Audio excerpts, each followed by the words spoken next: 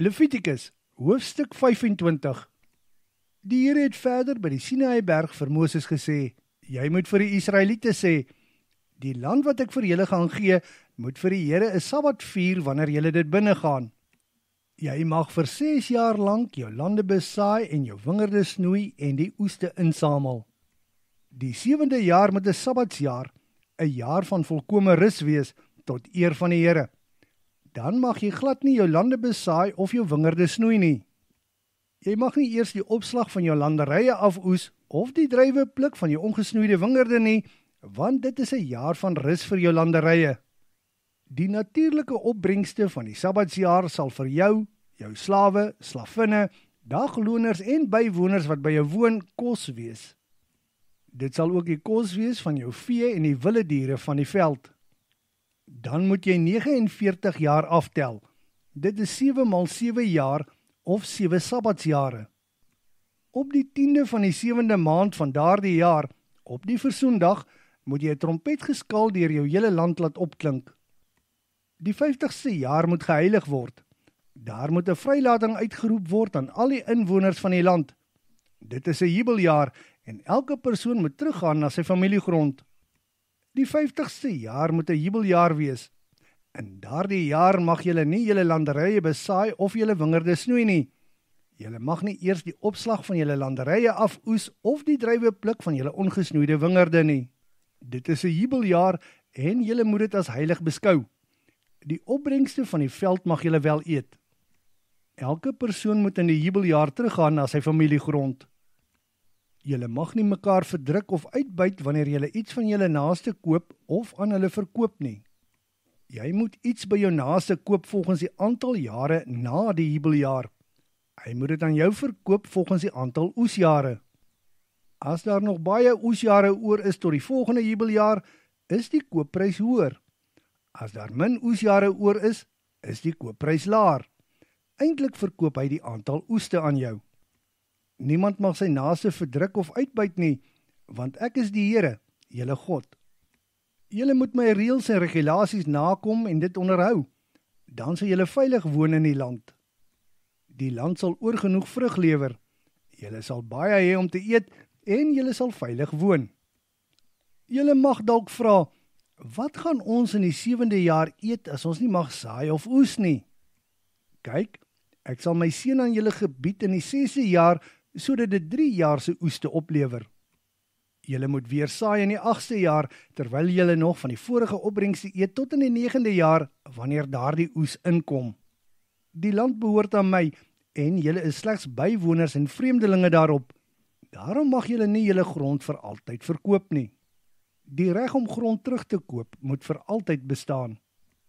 Indien 'n familielid so arm word dat hy genoodsaak is om sy erfgrond te verkoop, moet sy nabestaande wat as losser optree, die grond van daardie familielid loskoop. Indien iemand wat nie 'n losser het nie egter genoeg bymekaar gemaak het om sy grond los te koop, moet die aantal jare bereken word vandat dit verkoop is. Hy moet dan die balans teruggee aan die persoon wat dit by hom gekoop het en teruggaan na sy grond. Indien hy nie genoeg geld bymekaar kan maak om die grond los te koop nie, bly dit tot die jubeljaar toe in die besit van die persoon wat dit gekoop het. Die grond moet egter in die jubeljaar weer vrykom en die man teruggaan na sy eiendom. Vir iemand wat sy huis in 'n ommuurde stad verkoop, geld daar egter net vir 'n jaar die reg om dit los te koop.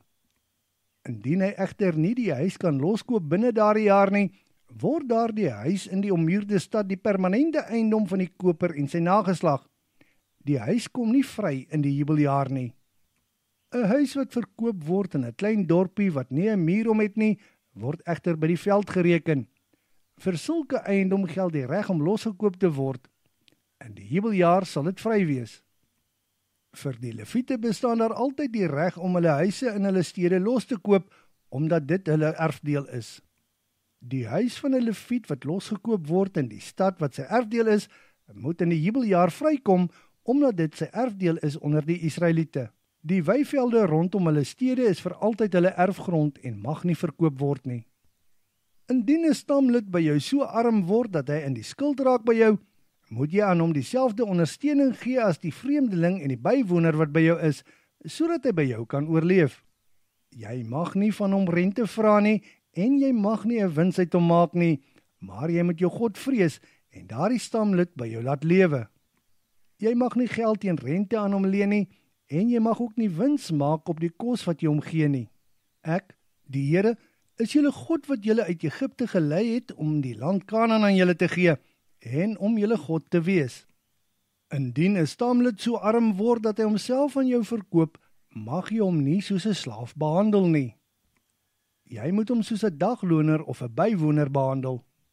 Hy moet vir jou werk tot by die aanbreek van die jubeljaar en dan moet jy hom en sy kinders laat vrygaan. Hy moet teruggaan na sy familie en sy erfgrond. Kyk, hulle is my slawe en ek het hulle uit Egipte laat optrek. Daarom mag hulle nie as slawe verkoop word nie. Jy mag hom ook nie hardhandig hanteer nie, maar jy moet respek hê vir jou God. Julle mag slawe en slavinne besit wat uit die ander nasies rondom julle gekoop word. Julle mag ook die kinders van die bywoners wat by julle woon en in die land gebore is koop. Hulle sal dan julle eiendom wees. Julle kinders kan hulle ook erf en hulle kan permanent julle slawe wees, maar 'n mede-Israeliet mag jy nie hardhandig hanteer nie. As die vreemdeling of die bywoner in jou land so ryk word en 'n stamlid so arm word dat hy homself aan die vreemdeling of die bywoner of 'n familielid van die vreemdeling verkoop, moet hy die reg behou om homself los te koop of een van sy broers kan hom loskoop. Sy oom of neef of ander naby familielid kan hom ook loskoop. Indien hy genoeg bymekaar gemaak het, kan hy homself loskoop. Dan moet daar bereken word vanaf die jaar dat hy hom aan die vreemdeling verkoop het tot die volgende jubeljaar. Die geld wat aan die vreemdeling uitbetaal word, moet ooreenstem met die loon vir 'n dagloner vir daardie tydperk. Indien daar nog baie jare oor is tot die volgende jubeljaar, moet die prys hoër wees. Indien daar min jare oor is, moet die prys in berekening gebring word en laer wees, want hy moet die losprys gee volgens die aantal jare wat oorbly. Hy moet by hom werk soos 'n dagloner by jou werk en mag nie hardhandig hanteer word nie. Indien hy op hierdie wyse homself loskoop, moet hy en sy kinders in die jubeljaar vry weggaan.